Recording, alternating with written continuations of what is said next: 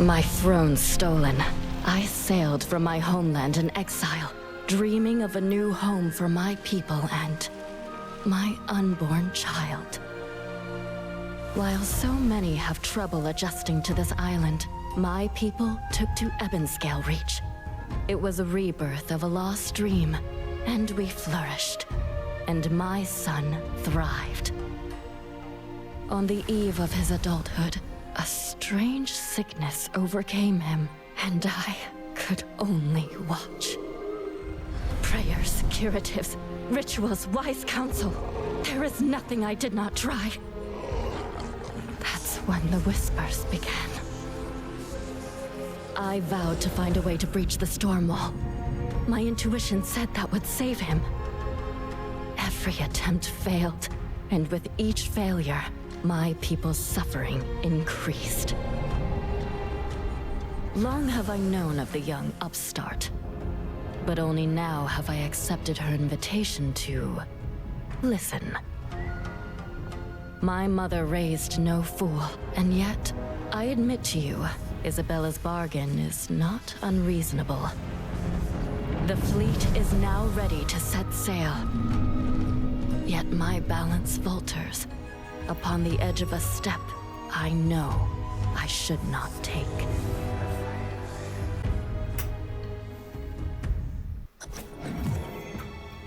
So what is a staff? A staff is a scepter. A staff is something to focalize energy or thought action. If you would read the ancient magical treatises of Aleister Crowley, for example, just applying will to something is magic itself. So the scepter helps you do that. So you get your scepter as the Aesop staff, and you use that. Every time there's something magical in this game, you use your Aesop staff. It's basically your cleansing it. It's like holy water of sorts. We're doing like PvP stuff here. So that whole idea of the scepter and the staff is actually really cool. So basically Aesop in this game is basically like holy water, like holy energy, holy whatever. But I do like the fact... Okay, I gotta go to the east here. Southeast. East. Southwest.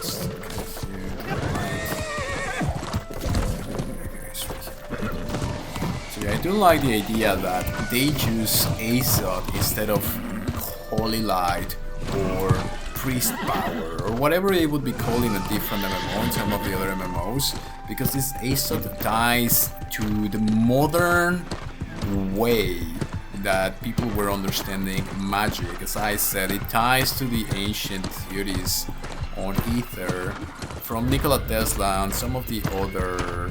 They were scientists actually, and it was at the same time as the first quantum revolution. So this is contemporary to Einstein and all these German and some other nationalities, these physicists who started looking into the nature of the universe. At the same time, there was all these groups of occultism popping forward with Blavatsky and some of the other Manly P. Hall. I found the video that I made like 5 years ago about the Aesop, and I talked about Manly P. Hall in that video like 4 years ago in this channel.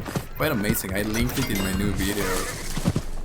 And I'm just amazed that everything is kind of making sense in 2025. It's pretty cool, to be honest. My journal is my testament. Read it, if you will. Why do they have you read their works? Just tell me, bro. Oh, actually, I'm gonna see the cinematic. Nice. Wait. With Father Russo's journal. This is gonna be a cinematic. Cool. I still recall the day I discovered an angel visiting my church. Oh, interesting. Isabella de Leon. A young woman of unsurpassed devotion, seeking redemption for generations of family shame. It was I who first brought her to hear the mad ravings of the heretic, and strangely found myself joining their ill-fated expedition.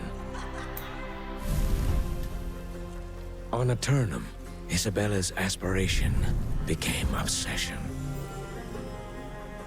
And when she drank from the fountain, her thirst for divine inspiration transformed into madness. As the crimson thickened in her eyes, so did the hold of the demonic parasite within her soul.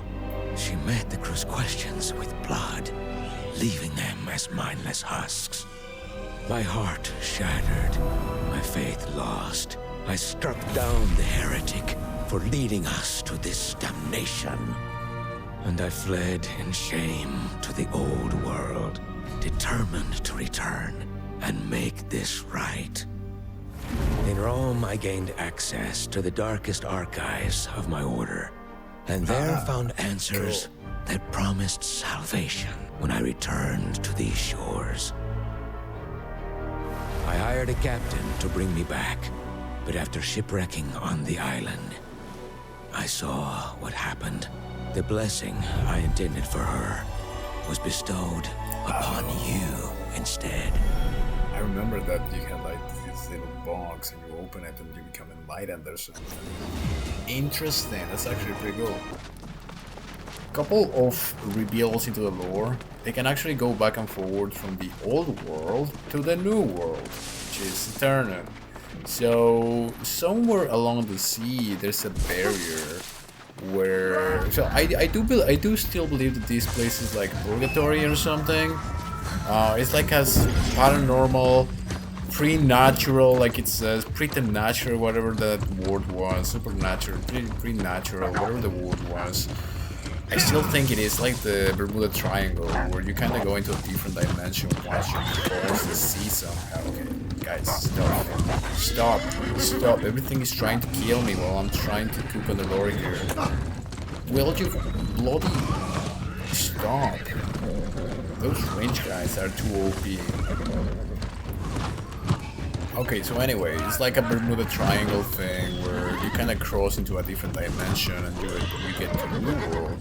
Another thing is that he mentioned Rome and he mentioned ancient stuff, and the guy is a priest, so he calls upon God. He literally says something about God, and it's probably why they put it on a set. Like, you don't have to go through that little leaflet outside. You just have to go through the cinematic. In the cinematic he doesn't say God, but in the leaflet outside he mentions God. So that's very interesting because it's not forcing you the whole concept of God, but it is. They are telling you, yeah, it is tied with God. And in the ancient Roman occultism, when you go deeper into this Roman occultism, you find that a lot of the more apocrypha, the weirder things when it comes to Christianity are hidden in the ancient Roman archives. Also in the Roman archives, the ancient religion of the Romans. Most people think the Romans... I'm gonna go beyond the lore here because